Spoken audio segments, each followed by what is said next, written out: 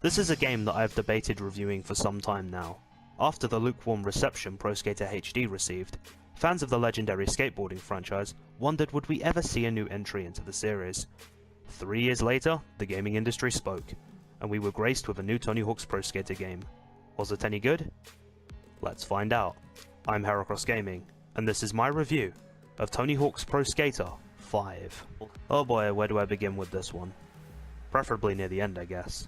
But in all seriousness, I wasn't sure what to make of this game when I first received it in the mail. I mean, when you put the disc in the console and you're greeted with a 10GB update patch on day 1, alarm bells start ringing more than Quasimodo on cocaine. The companies Activision and Robomodo did the best with what they could, I guess.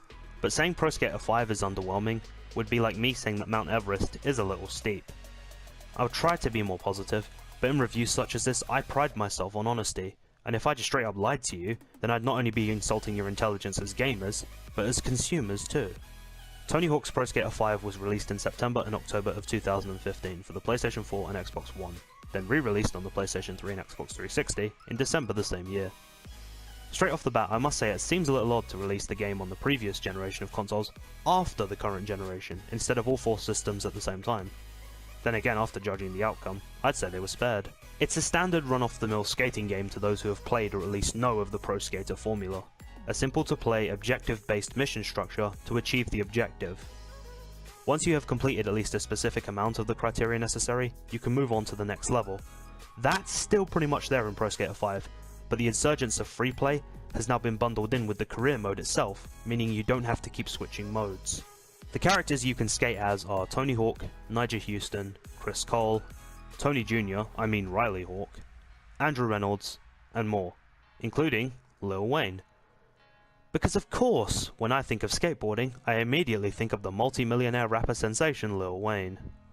Oh, and Tyler the Creator, because why not? The level designs are pretty similar to previous Pro Skater games, with some of the levels basically being rehashed, such as the bunker, which is blatantly the hangar from Tony Hawk's Pro Skater 2. I will say that after an update patch roughly a year ago, there were improvements to the game, such as new levels like Wild West and the Underground, and with the addition of the Teenage Mutant Ninja Turtles, Activision licensed, they actually added some replay value. So well done there. The Creator Park mode makes its triumphant return, as it was evidently missing in the Pro Skater HD game.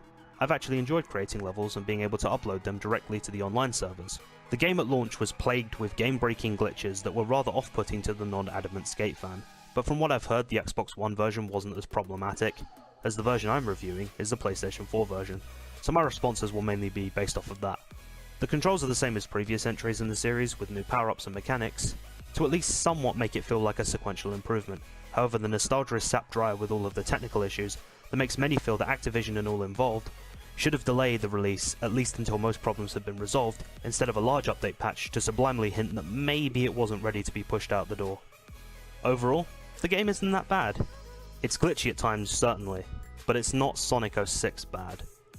My opinions before the patch and after the patch have definitely made me feel like it was one of the most improved games of 2015, as they at least went to the trouble of fixing most of the problems, although there are still a few flickers here and there, and the online interaction does make for some funny moments.